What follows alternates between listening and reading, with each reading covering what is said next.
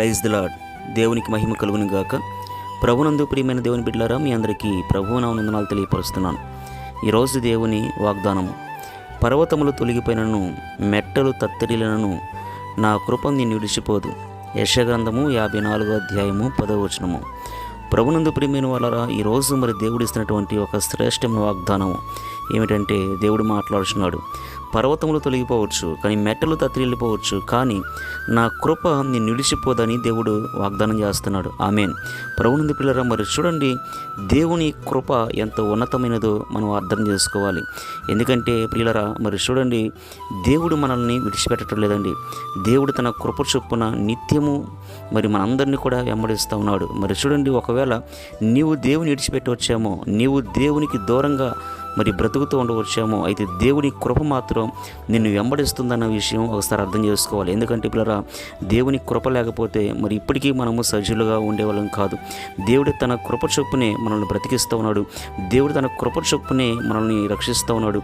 దేవుడు తన కృప చొప్పునే మనల్ని పోషిస్తూ ఉన్నాడు.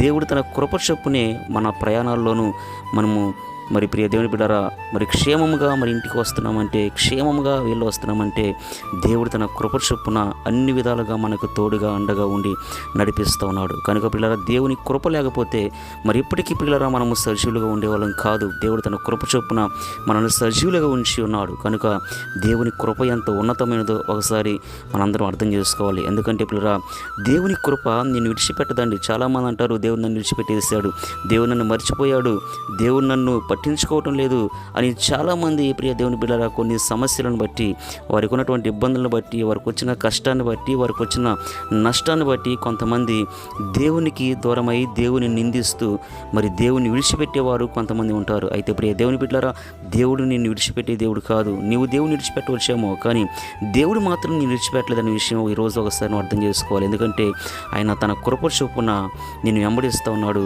దేవుడు అంటున్నాడు, నా కృప నిన్ను విడిచిపోదు అని దేవుడు వాగ్దానం చేస్తుండగా, ప్రియ దేవుని బిడ్డలారా, ఈ సమయంలో ఒకసారి నువ్వు పరిశీలన చేసుకొని దేవుని యొద్దకు వచ్చి, ప్రభువా నీవు ఎంత ఉన్నతమైన వాడివి, నీ కృప ఎంత గొప్పదో నేను అర్థం చేసుకున్నాను అని చెప్పి దేవునితో నువ్వు అంటకట్టబడి దేవునితో సహవాసం నువ్వు చేయగలిగితే, ప్రియ దేవుని బిడ్డలారా, అన్ని విధాలుగా తన కృప చొప్పున నిన్ను దేవుడు మరి కాపాడుతూ ఉంటాడు, పోషిస్తూ ఉంటాడు. కనుక ఈరోజు దేవుడిచ్చిన వాగ్దానాన్ని బట్టి నువ్వు బలపడి మరి దేవుని కృప ఎల్లవేళలా నీకు అండగా ఉండాలంటే, దేవుని కృప చొప్పున దేవుని కృప నీకు కావాలంటే మరి దేవుని యొద్దకు రావాలని ప్రేమతో మీకు తెలియపరుస్తూ మాటలు ముగిస్తున్నాను. దేవుడి మాటలు దీవించునుగాక. ఆమేన్. ప్రార్థన చేసుకుందాం. ప్రార్థన. మహాపరిశుద్ధుడైన మా ప్రియ పరలోకపు తండ్రి, మీ పరిశుద్ధమైన పాదములకు స్తోత్రం చెల్లిస్తున్నాం. ఈరోజు ప్రభ మీరు ఇచ్చిన వాగ్దానాన్ని బట్టి తండ్రి మీకే స్తోత్రం చెల్లిస్తున్నాం. ప్రభ అయా తండ్రి, ఈరోజు ఇచ్చిన వాగ్దానాన్ని బట్టి ప్రతి ఒక్కరిని మీరు దీవించండి. మీరు ఎంతగానో కృపగలిగిన దేవుడు తండ్రి, మీ స్తోత్రాలు. నా కృప నేను విడిచిపోదు అంటున్నావు. అవును ప్రభ, పర్వతాలు తొలగిపోవచ్చు, మెట్లు తత్తరిల్లిపోవచ్చు, కానీ నా కృప నేను విడిచిపోదని మీరు మాట్లాడుతున్నారు తండ్రి, మీ స్తోత్రాలు. కనుక ఈరోజు ఈ వాక్యం వింటున్న ప్రతి ఒక్కరిని కూడా మీరు దీవించండి, మీరు ఆశీర్వదించండి.